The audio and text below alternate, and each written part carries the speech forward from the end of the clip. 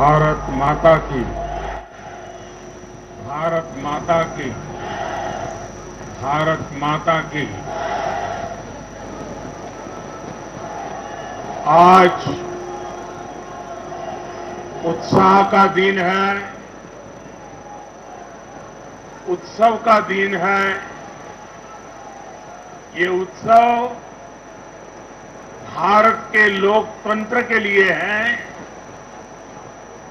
मैं इन चुनावों में हिस्सा लेने वाले सभी मतदाताओं को बहुत बहुत बधाई देता हूं। उनके निर्णय के लिए मतदाताओं का आभार व्यक्त करता हूं। विशेष रूप से हमारी माताओं बहनों ने, हमारे युवाओं ने जिस प्रकार भारतीय जनता पार्टी को भरपूर समर्थन दिया है, वो अपने आप में बहुत बड़ा संदेश है। मुझे इस बात का भी संतोष है कि फर्स्ट टाइम वोटर्स ने बढ़ चढ़कर मतदान में हिस्सा लिया और भाजपा की जीत पक्की की।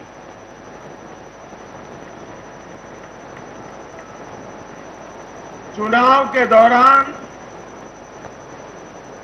भाजपा के कार्यकर्ताओं ने मुझसे वादा किया था कि इस बार होली 10 मार्च से ही शुरू हो जाएगी।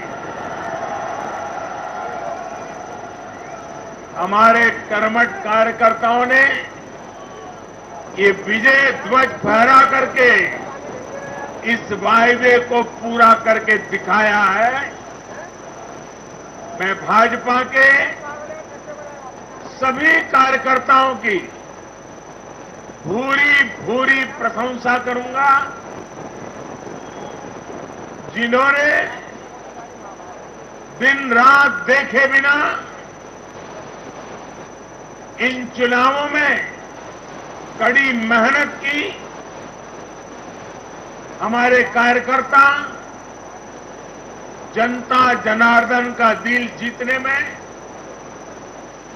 जनता जनार्दन का विश्वास जीतने में सफल रहे और पूरे पार्टी का नेतृत्व जिन्होंने किया, कार्यकर्ताओं ने को जिन्होंने लगातार मार्गदर्शन किया, ऐसे हमारे राष्ट्रीय अध्यक्ष श्रीमान जगत प्रकाश नड्डा जी को भी मैं बहुत बहुत अभिनंदन करता हूं, बहुत बहुत बधाई देता हूं।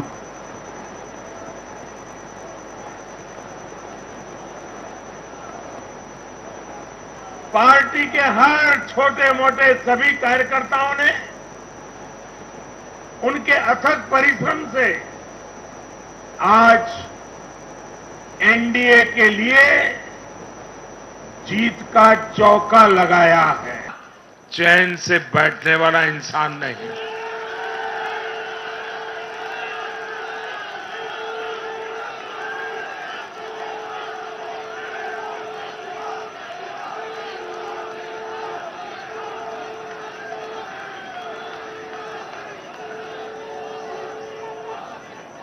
2 दशक से भी ज्यादा समय तक हेड ऑफ द गवर्नमेंट के रूप में सेवा करने का मुझे सौभाग्य मिला है। सरकार में कितनी दिक्कतें होती हैं, गवर्नेंस में कितनी दिक्कतें होती हैं, इसको भली भांति जानता हूं। उसके बावजूद भी मैंने एक ऐसी हिम्मत की है, शायद कोई न कर पाए। और वो हिम्मत मैंने लाल किले से 15 अगस्त को मेरे भाषण में उसको व्यक्त किया था। मैंने कहा था कि अब भाजपा को जहां जहां सेवा करने का मौका मिलेगा, हम हर योजना के जो हकदार हैं उनके लिए 100% सैचुरेशन, यानी काम को 100% पूरा करना, हर गरीब तक हर सरकारी योजना का लाभ पहुंचाना, ये 100% की कल्पना करना 2 दशक से ज्यादा समय सरकार का काम करने के बाद मैं कहता हूं, ये बहुत बड़ी हिम्मत की है मैंने। और ये हिम्मत मैंने इसलिए की है कि जब ईमानदारी होती है, नीयत साफ होती है, गरीबों के प्रति करुणा होती है, देश का कल्याण यही जीवन का मंत्र होता है, तो फिर ऐसे निर्णय करने की ताकत पैदा होती है। हम हर गरीब तक पहुंचेंगे, हम हर गरीब तक पहुंचेंगे, 100% लाभार्थियों तक पहुंचेंगे। भाई और बहनों, आज मैं देश की महिलाओं, हमारी बहन बेटियों को विशेष रूप से नमन करता हूं। चुनाव के नतीजों में मेरी इन माताओं, बहनों का, बेटियों का बहुत बड़ा योगदान है। ये हमारा सौभाग्य है कि भाजपा को बहनों, बेटियों, माताओं ने इतना स्नेह दिया है, इतना आशीर्वाद मिला है। जहां जहां महिला मतदाताओं ने पुरुषों के मुकाबले ज्यादा वोट किया है, वहां बीजेपी को बम्पर जीत मिली है।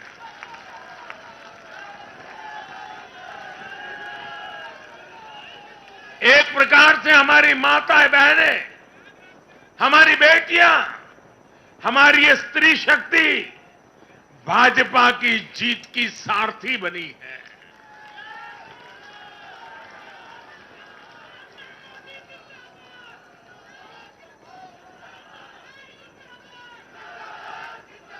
मैं जब गुजरात में था तो कभी कभी कुछ ऐसी घटनाएं हो जाती थी कि लोग चिंता करते थे, मोदी जी आपकी सुरक्षा का क्या, आप चिंता क्यों नहीं करते, अपने आप को क्यों संभालते नहीं हैं।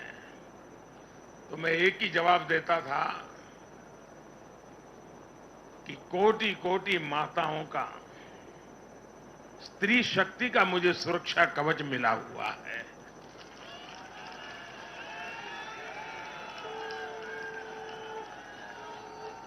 साथियों, भारत की माताएं, बहन, बेटियां निरंतर भाजपा पर विश्वास कर रही है। उनको पहली बार विश्वास मिला है कि सरकार उनकी छोटी से छोटी जरूरतों को भी ध्यान में रखती है। साथियों, इन चुनावों के नतीजों ने एक बात और साफ कर दी है कि यूपी की जनता को, और मैं सभी ज्ञानियों को कहता हूं कि देश की भलाई के लिए अब पुरानी घिसी पिटी रिकॉर्ड छोड़ के जरा नए सिरे से सोचना शुरू कीजिए।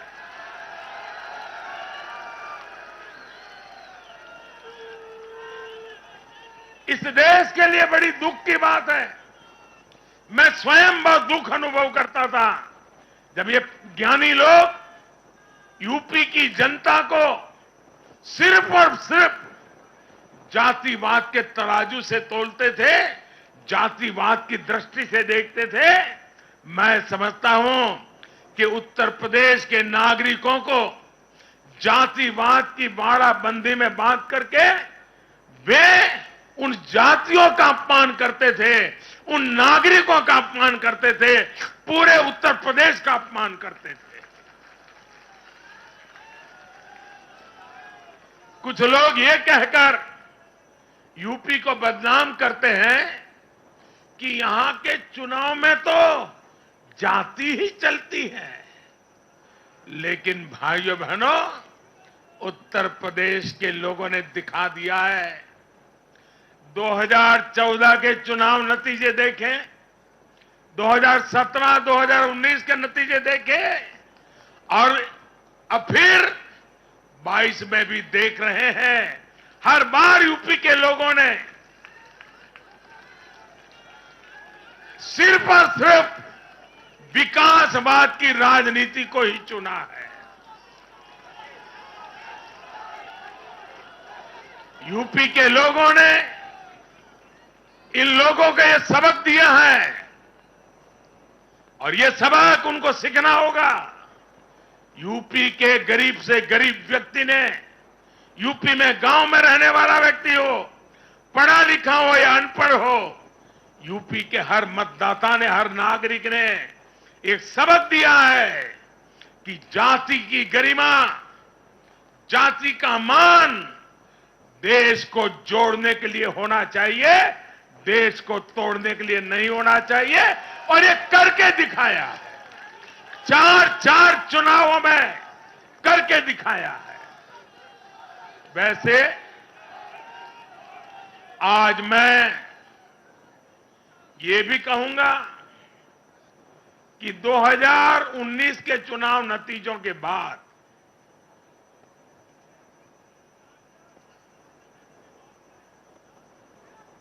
कुछ पॉलिटिकल ज्ञानियों ने कहा था 2019 में जब लोकसभा में हम दोबारा जीत करके आए तो उस ज्ञानियों ने कहा था कि भाई इस 2019 के जीत में क्या है, ये तो 2017 में ही तय हो गई थी, क्योंकि 2017 में यूपी का रिजल्ट आया था। मैं मानता हूं इस बार भी ये ज्ञानी जरूर कहने की हिम्मत करेंगे कि 2022 के नतीजों ने 2024 के नतीजे तय कर दिए हैं।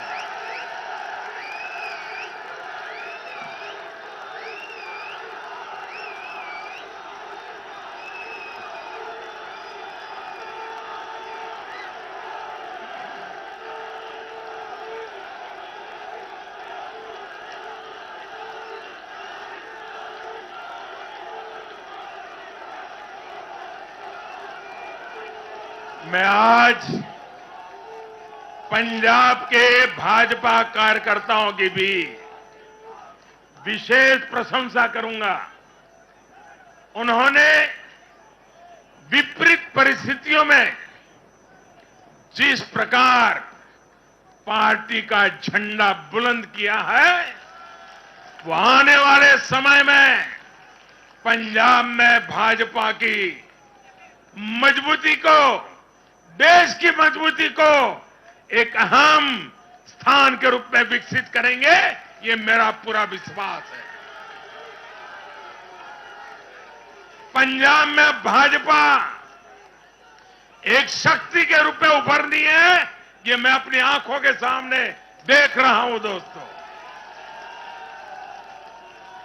सीमावर्ती राज्य होने के नाते पंजाब को अलगाववादी राजनीति से सतर्क रखना भाजपा का कार्यकर्ता जान की बाजी लगा करके भी इस काम को करता रहेगा।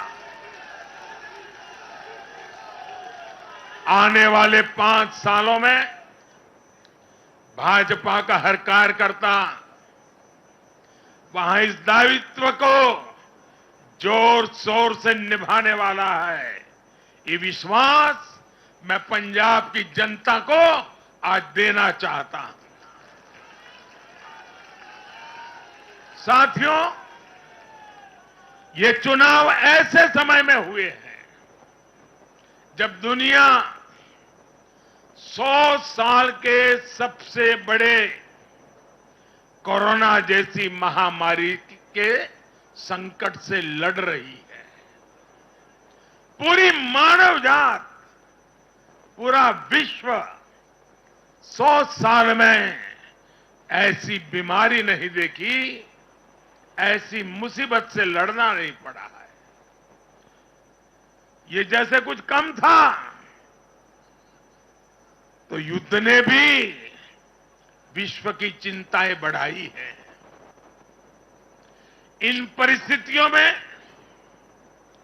दुनिया भर की सप्लाई चेन छिन्न भिन्न हो गई है।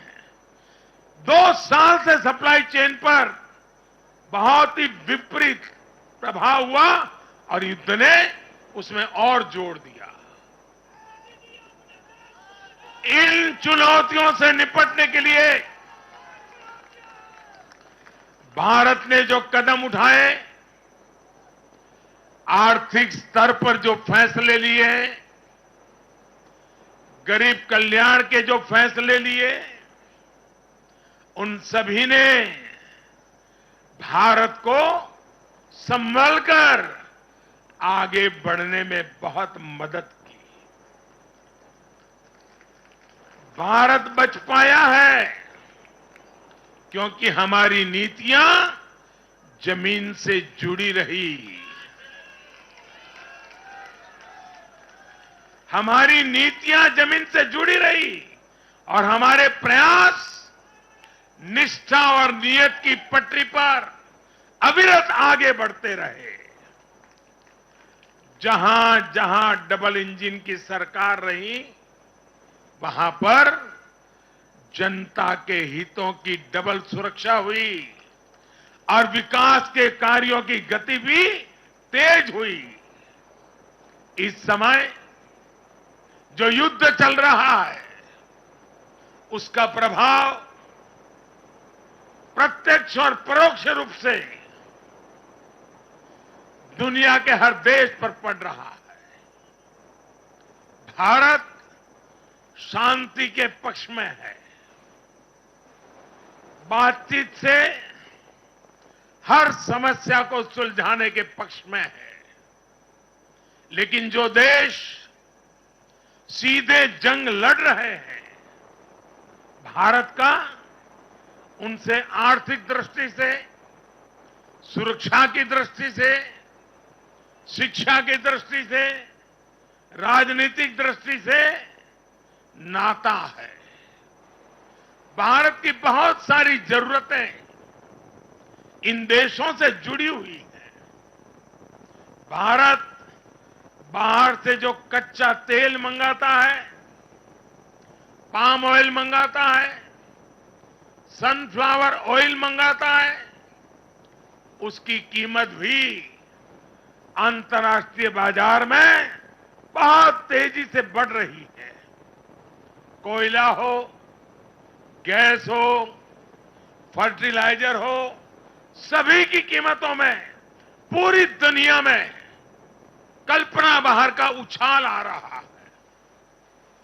युद्ध के कारण पूरी दुनिया में महंगाई बढ़ रही है।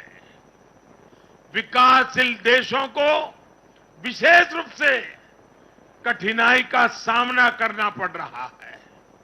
साथियों, इस वैश्विक संदर्भ में इन कठिनाइयों के बीच इस बार के बजट पर नजर डालें तो एक विश्वास पैदा होता है। देश आत्मनिर्भर भारत अभियान के मार्ग पर आगे बढ़ रहा है। इस भावना को इस बार के बजट से और ऊर्जा मिली है और मैं मानता हूं कि दुनिया भर में बने निर्माण हुए इस विपरीत वातावरण में, उथल पुथल से भरे माहौल में, अनिश्चितता से भरे माहौल में भारत की जनता ने, विशेष करके उत्तर प्रदेश जैसे राज्यों ने अपनी दूरदृष्टि का परिचय दिया है। भारत के मतदाताओं ने जिस तरह इन चुनावों में स्थिर सरकारों के लिए वोट दिया, वो इस बात का प्रतिबिंब है कि लोकतंत्र भारतीयों की रगों में है।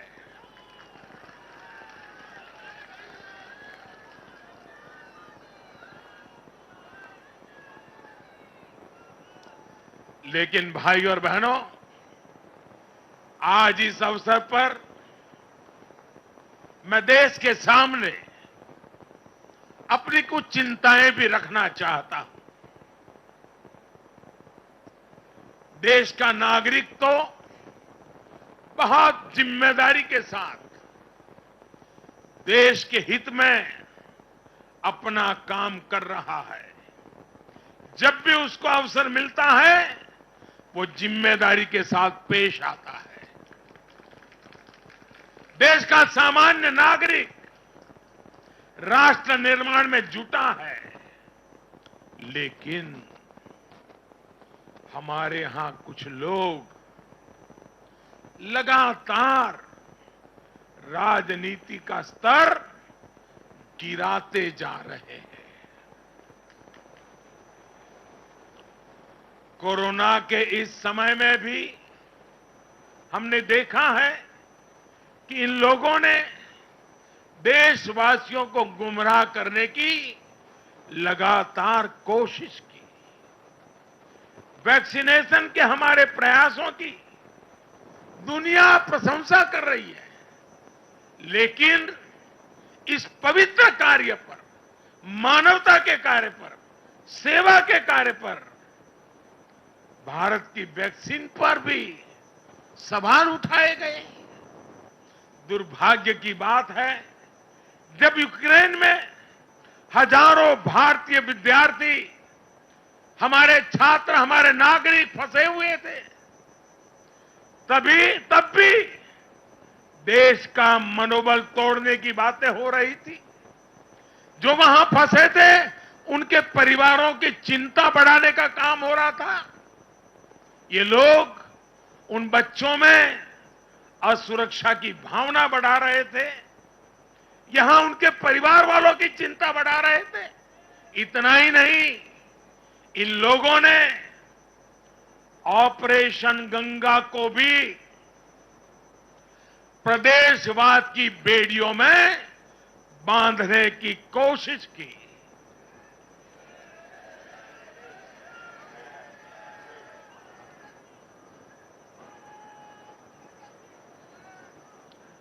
हर योजना को, हर कार्य को क्षेत्रवाद, प्रदेशवाद, जातिवाद, संप्रदायवाद का रंग देने का प्रयास भारत के उज्जवल भविष्य के लिए बहुत बड़ी चिंता का विषय है। साथियों, इन चुनावों में मैंने लगातार विकास की बात की। गरीबों को घर, गरीबों को राशन, वैक्सीन, आधुनिक इंफ्रास्ट्रक्चर, हर विषय पर भाजपा का विजन लोगों के सामने रखा। इसके साथ ही जिस एक बात पर मैंने सबसे ज्यादा चिंता जताई थी, वो थी गौर परिवारवाद। मैंने राज्यों के लोगों को बताया कि कैसे मैं किसी परिवार के खिलाफ नहीं हूं, न ही मेरी किसी की व्यक्तिगत दुश्मनी है। मैं लोकतंत्र की चिंता करता हूं और मैं सभी ज्ञानियों को कहता हूं, जरा लोकतंत्र के तराजू पर इन चीजों को तोल के देखो।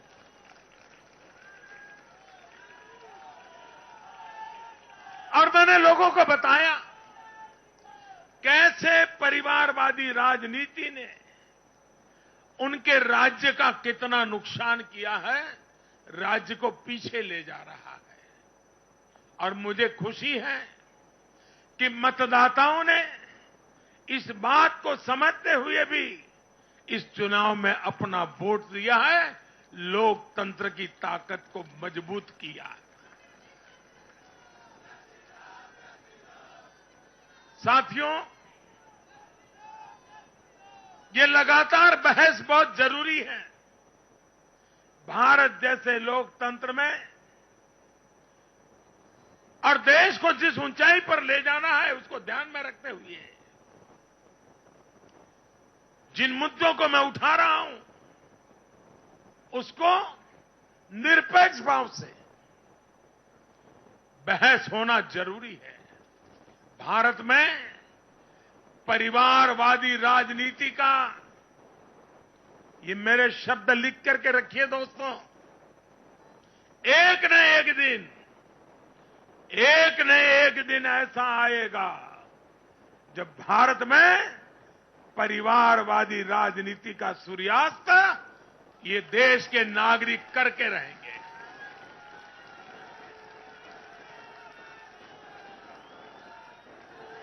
इस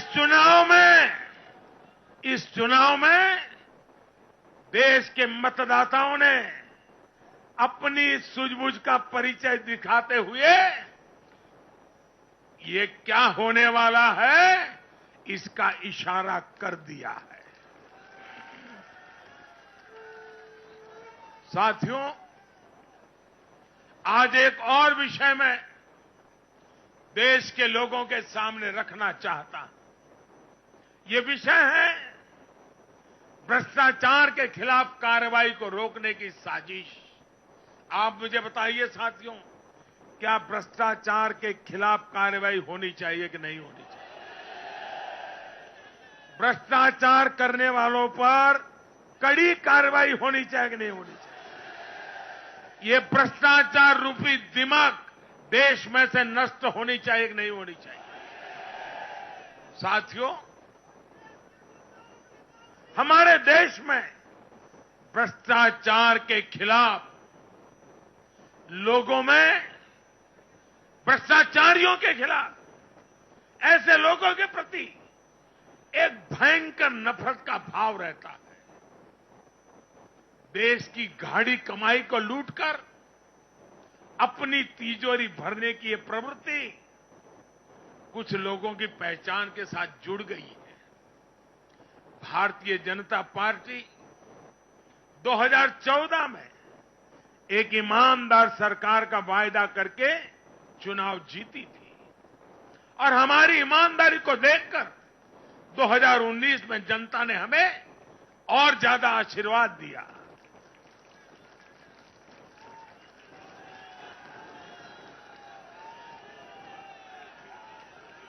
और देश हमसे अपेक्षा करता है कि मोदी जी, आपकी सरकार सिर्फ प्रामाणिक रहे इतना इनफ नहीं है। आप ही हैं, आप ही की सरकार है जो भ्रष्टाचारियों को सजा कर सकती है, उन पर कठोर से कठोर कार्रवाई कर सकती है। मुझे बताइए, जनता की इस अपेक्षा को मुझे पूरा करना चाहिए कि नहीं करना चाहिए? जनता की आशा आकांक्षा के लिए सरकार ने जिम्मेवार व्यवहार करना चाहिए कि नहीं करना चाहिए? लेकिन आज हम देख रहे हैं जो निष्पक्ष संस्थाएं, जो पूरी तरह इंडिपेंडेंट है, वे अगर भ्रष्टाचार के खिलाफ कार्रवाई करते हैं तो ये लोग और उनका पूरा इकोसिस्टम अब भ्रष्टाचारियों की रक्षा करने के लिए उन संस्थाओं को बदनाम करने के लिए मैदान में आ गए हैं।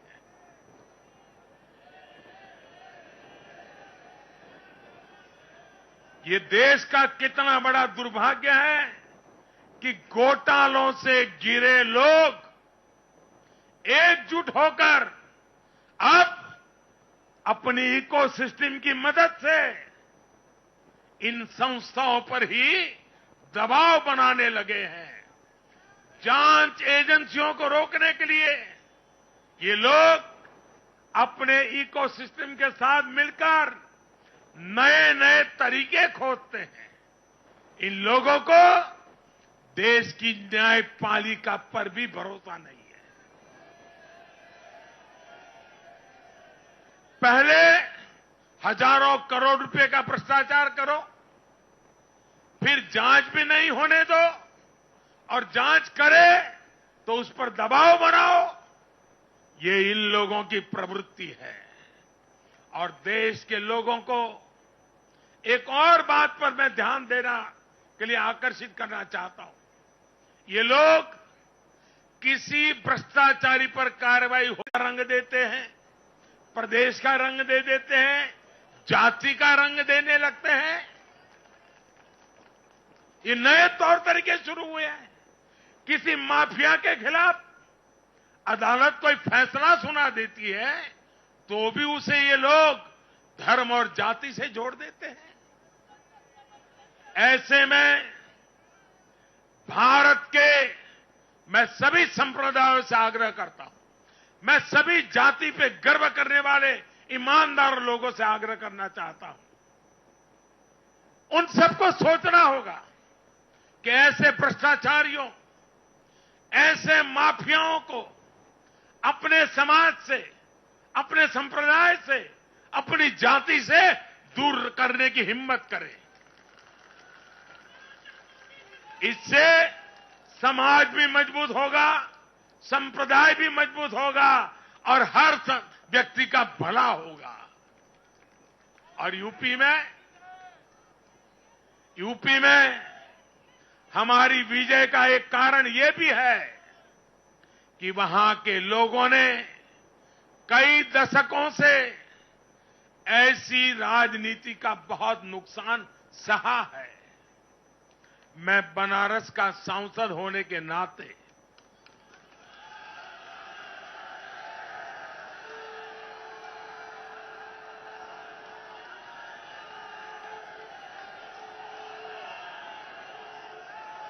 यूपी के लोगों के प्यार और आशीर्वाद ने मुझे भी यूपी वाला बना दिया।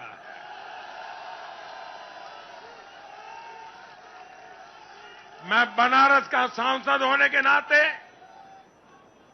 मेरे अनुभव से कह सकता हूं, यूपी के लोग ये बात समझ चुके हैं कि जाति को बदनाम करने वालों से, संप्रदाय को बदनाम करने वालों से अब दूर रहना है और राज्य के विकास को ही सर्वोच्च प्राथमिकता देनी है। साथियों, आजादी के 75वें वर्ष को देखते हुए भी इन चुनाव परिणामों का बहुत महत्व है। भारत आजादी के अमृत काल में प्रवेश कर रहा है। ये चुनाव परिणाम आने वाले 25 वर्षों के हमारे राष्ट्रीय संकल्पों के प्रति देश के मिजाज को, देश के मूड को प्रतिबिंबित करते हैं। यहां से हम दो पटरियों पर एक साथ तेजी से काम करने वाले हैं। एक तरफ गांव, गरीब, छोटे किसान, लघु उद्यमी, उनके कल्याण पर हमारा जोर है। वहीं दूसरी तरफ देश के संसाधनों, देश की युवा शक्ति को नए अवसर देकर हम आत्मनिर्भरता के मिशन को तेज करना चाहते हैं।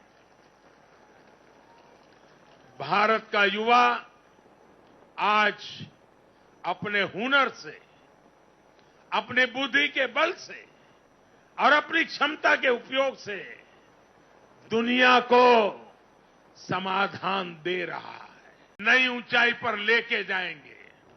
जब देश के हर राज्य का विकास होगा तो देश का भी विकास होगा। और मुझे तो मैं गुजरात में इतने साल काम किया, दिल्ली में सरकार भारतीय जनता पार्टी को अच्छा मानने वाली सरकार नहीं थी। हमारी सरकार में रोड़े अटकाने के सोच वाली सरकार थी। फिर भी गुजरात में हमारा मंत्र यही था, भारत के विकास के लिए गुजरात का विकास।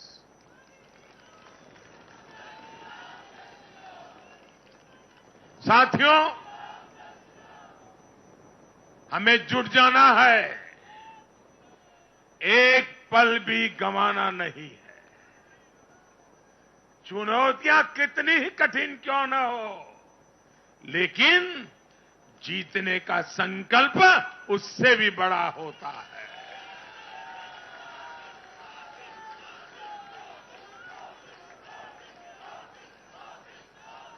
बड़े संकल्पों के साथ, बड़े सपनों के साथ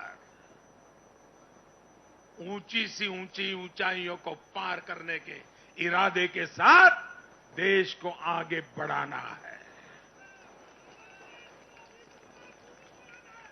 साथियों, इतना बड़ा भव्य विजय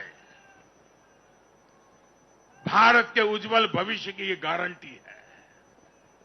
मैं एक बार फिर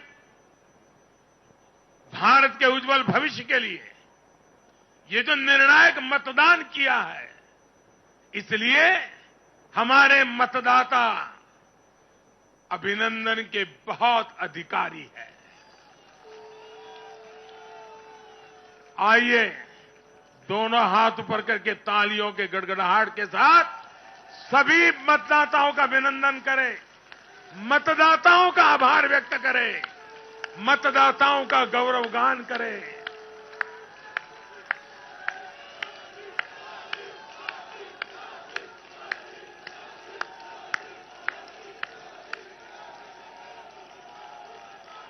भारत माता की, भारत माता की, भारत माता की।